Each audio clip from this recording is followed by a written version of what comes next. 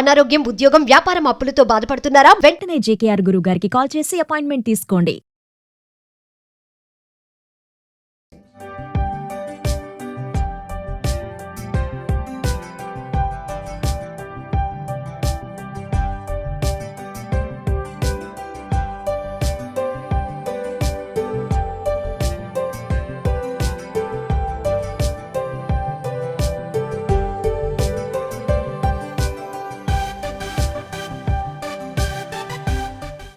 ఈరోజు ఒక పురాతన కాలపు పచ్చడి చేసుకుందామండి.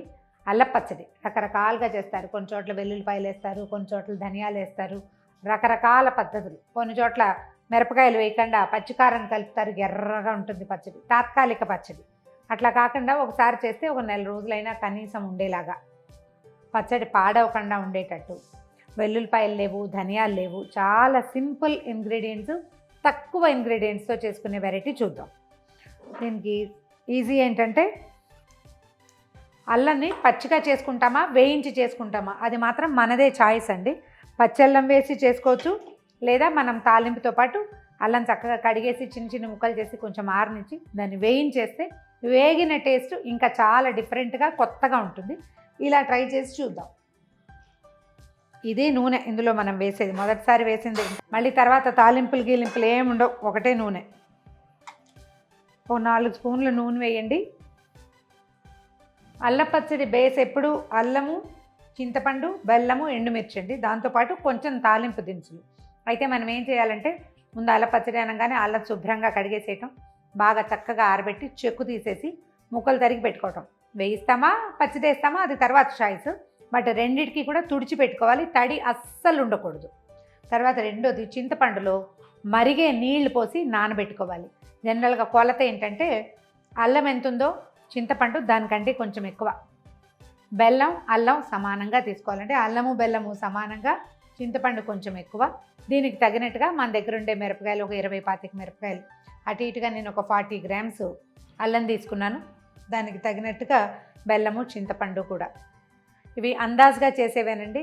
నేను మీకోసం గ్రాములు చెప్తా కానీ వస్తువు చూసి చేసే అలవాటు చేసేసుకున్నాను, అందుకని నాకు అలా చేస్తా కానీ జస్ట్ మీకోసం చెప్తున్నాను. ఇది లెక్క. దీనికి ఏంటంటే మెంతులు ఒక పెద్ద స్పూన్ మెంతులు. అల్లం పచ్చడికి బేస్ ఈ మెంతులే మెయిన్. చేదుగా ఉంటాయి కదా అలా భావించకండి. అల్లంలో తర్వాత చింతపండులో మనం వేసే ఎండుమిర్చిలో ఉండే చాలా రూక్ష గుణాలని ఈ మెంతులు తగ్గించేస్తాయి. దానివల్ల రుచి బాగా పెరుగుతుంది. ఇంక ఇందులో ధనియాలు, జీలకర్రలు గట్రా గిట్రా ఏమి ఉండవండి, జస్ట్ మెంతులే. మెంతులు వేగుతూ ఉండగా ఇవి నల్లబడాలి మనకి.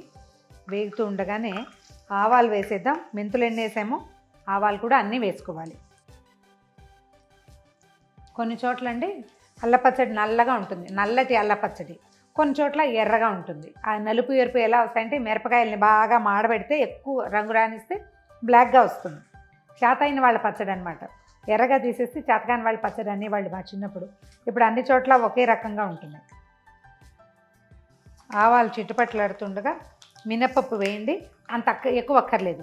ఆవాలు మెంతుల కంటే మినపప్పు కొంచెం తక్కువ. ఈ పప్పు వేగుతుండగా మనం మిరపకాయలు వేసుకోవచ్చు. మినపప్పు వేగిపోయింది. ఎండుమిర్చి వేసేద్దాం. ఇవంత కారం గల కాయలు కాదండి, కొంచెం ఎక్కువే వేసాను. ఇంగు కూడా వేసేద్దాము. ఇలా ఎర్రగా ఉండగానే మనం అల్లం వేసి దించేస్తే పచ్చడి రెడ్గా వస్తుంది. వీటిని ఇంకొంచెం ముదురు వేపు రానిచ్చాక చేస్తే పచ్చడి నల్లగా వస్తుంది. చాయిస్ మందే, మన ఇంట్లో వాళ్ళు ఎలా ఇష్టపడతారో అట్లా చేసుకోవాలి. నేను చెప్పా కదా ముందే, పచ్చడి ఎర్రగా ఉంటే చేతకాని వాళ్ళు చేశారంటారు. మా ఇంట్లో అలా అనేవాళ్ళు. వేగిపోయిందండి. ఇప్పుడు అల్లం కూడా ఇందులో వేసేస్తున్నాను. ఈ ముక్కల్ని కొంచెం చక్కగా వేగనిచ్చి దింపేసుకుందాం.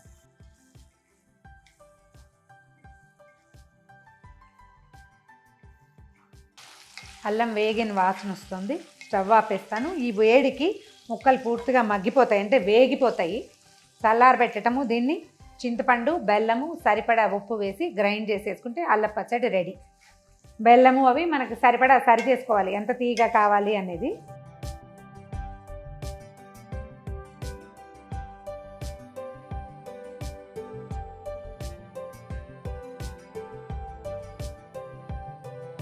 చల్లారిపోయింది. దీన్ని ఒక మిక్సీ జార్లోకి ట్రాన్స్ఫర్ చేద్దాం.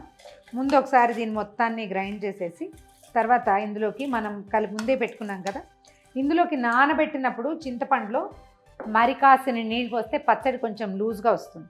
కానీ పొరపాటును కూడా ఇందులో తడి చేయి పెట్టద్దు, చన్నీళ్ళు పోయకూడదు. పూర్తిగా వేడి నీళ్ళే, అన్ని మరిగిన నీళ్లు కనుక పోసుకుంటే, ఇప్పుడు కూడా మనం పచ్చడి చేయాలంటే కొంచెం మరుగు నీళ్ళే పోసుకోవాలి. వేడి నీళ్ళు పోస్తే పచ్చడి పాడు కాకుండా ఉంటుంది. నెల రోజులు ఈజీగా నిల్వ ఉంటుంది, ఫ్రిడ్జ్లో పెట్టాల్సిన పనే లేదు. మనం సరిగ్గా చేస్తే నెల రోజులు నిల్వ ఉండక్కర్లేదు, వారం తిరిగే సరిగ్గా అయిపోతుంది, మళ్ళీ చేసుకోవాల్సి వస్తుంది. చక్కగా దోశల్లో, ఇడ్లీల్లో, దెబ్బరొట్టెలో, అన్నంలో, తర్వాత ఏమో పొంగల్లో, అన్నిట్లలో వేసుకుని నలుచుకుని తినేసేయచ్చు. మూత పెట్టి గ్రైండ్ చేద్దాం. చాలా మటుకు నలిగింది, మంచి గుమగుమలాడుతుంది కూడా. దీనికి సరిపడా ఉప్పు వేసేద్దాము.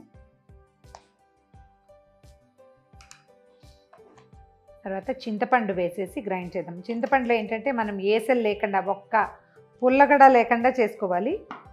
ఒకసారి గ్రైండ్ చేయటం, బెల్లం కూడా వేసేసేయచ్చు. మొత్తం కలిపి గ్రైండ్ చేద్దాం. చూద్దాం మన పచ్చడి ఎలా ఉందో. బ్రహ్మాండంగా ఉంది. మనకి ఇంకొంచెం లూజ్గా కావాలంటే కాసిన హాట్ వాటర్ పోయటం, పచ్చడి గ్రైండ్ చేసేసుకోవటం. దీన్ని చక్కగా లేహ్యంలాగా చేసేసుకోవాలి. ఏంటంటే ఇది దోశల్లోకి, మొదట అన్నంలోకి మెయిన్, తర్వాత గారెలు, దోశలు, దిబ్బరొట్టెలు, తర్వాత ఏదైనా పులగం కానీ లేకపోతే పొంగల్ కానీ, పప్పు పొంగల్ చేసుకుంటాం కదా, కట్టె పొంగల్, దాంట్లోకి నలుచుకోవడానికి చాలా బాగుంటుంది. అల్లం వాసన వస్తుంది బ్రహ్మాండంగా. ఇగోండి మన కమ్మగా గుమగుమలాడుతుంది అల్ల పచ్చడి. ట్రై చేసి చూడండి. ఇదొక విధానం అయితే కనుక. ఆల్రెడీ మీకు తెలుసుంటే ఇందులో ఏమైనా చిన్న చిన్న అమెండ్మెంట్స్ ఉంటే మాకు కూడా తెలియజేయండి. ఈ వీడియో కనుక మీకు నచ్చినట్లయితే లైక్ చేయండి, షేర్ చేయండి. మరిన్ని ఇంట్రెస్టింగ్ కుకింగ్ వీడియోస్ కోసం సుమన్ టీవీ మామ్స్ కిచెన్ని సబ్స్క్రైబ్ చేసుకోండి.